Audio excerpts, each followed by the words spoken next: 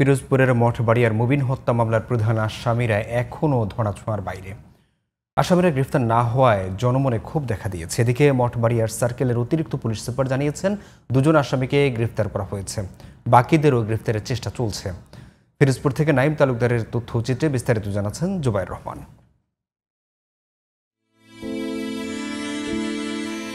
পিরোজপুরের Mathbaria new market এলাকায় গত 16 জুলাই সন্ধ্যায় চিহ্নিত সন্ত্রাসী রনি ও তার সঙ্গীদের হামলায় মারাত্মক আহত হন মঞ্জের মোর্শেদ মুমিন।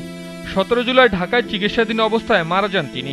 জুলাই গণ আন্দোলনের সময় তার 2 ভাইসহ ঢাকায় রাজপথে সক্রিয় ছিলেন মুমিন। মঠবাড়িয়া এলে তাকে পরিকল্পিতভাবে কুপিয়ে হত্যা করা হয়েছে বলে অভিযোগ উঠেছে।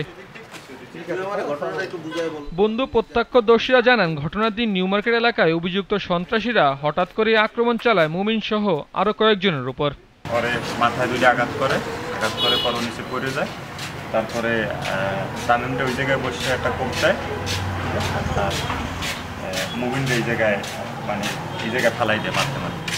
ঘটনার সময় সিসিটিভি ফুটেজ দেখে সন্ত্রাসীদের শনাক্ত করে নিহতের বড় ভাই মিনহাজুল আবিদিন মুহিত বাদী হয়ে 19 জুলাই মঠবাড়িয়া থানায় 12 জনের নাম উল্লেখ করে হত্যা মামলা দায়ের করেন।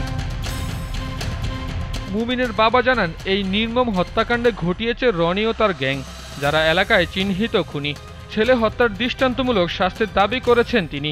আর এখনো সন্ত্রাসীরা গ্রেপ্তার না হওয়ায় অসন্তোষ জানিয়েছেন মুমিনের মা।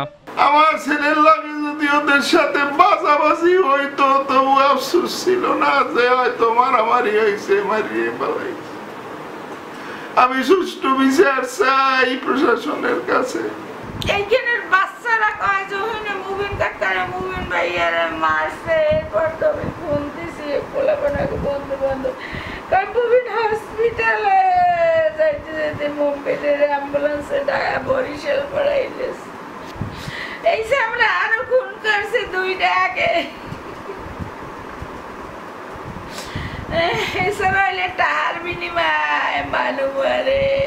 ভিডিও ফুটেজ কল লিস্ট যাচাই করলে খুনিরা ধরা পড়বে বলে জানিয়েছেন স্থানীয় বিএনপির।